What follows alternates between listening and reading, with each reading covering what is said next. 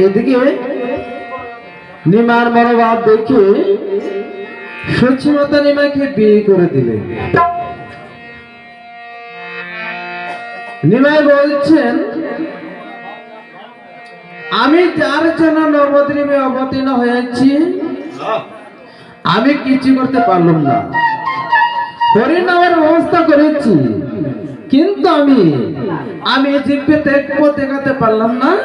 তাই আমি সিদ্ধান্ত নিয়েছি আমার এই দেহ ত্যাগ করে আমি এই জিভকে ত্যাগ দেখাবো, এই জিভকে দেখাবো।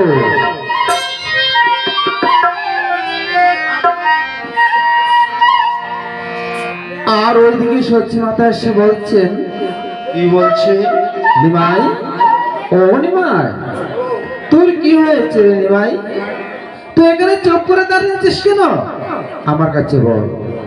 বিষ্ণুপ্রিয়া বলছেন, নিমাই বলছেন, হে গো মা, আমার কিচ্ছু হয়নি মা। তুমি চেয়ে দেখো, অনেক বেলা হয়েছে, আমি গঙ্গা স্নান করে আসছি। নিমাই গঙ্গা স্থানে চলে গেলেন। ওইদিকে সচিমাতা বলছেন, আমার নিমায়ের জানি কি হয়েছে। গয়াদাম থেকে ফিরে এসে আমার নিমায়ের মনোভাব অন্যরকম। ভগবানে জানে আমার ভাগ্যে কি আছে। আচ্ছা দেখি ওইদিকে বৌমা কি করছে। ওইদিকে বিষ্ণুপ্রিয়া বলছেন, আমার প্রভু জানি কি হয়েছে। গয়াদাম থেকে ফিরে এসে আমার প্রভুর মনোভাব অন্যরকম।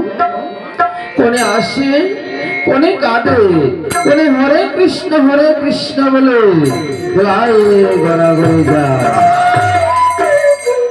ভগবানে জানে আমার বাইকে কি আছে। ওইদিকে কাঞ্চন সখী এসে বলছেন, এগো সখী, তোমার কি হয়েছে? তোমার চোখে জল কেন? বিষ্ণুপ্রিয়া বলছেন, এগো সখী,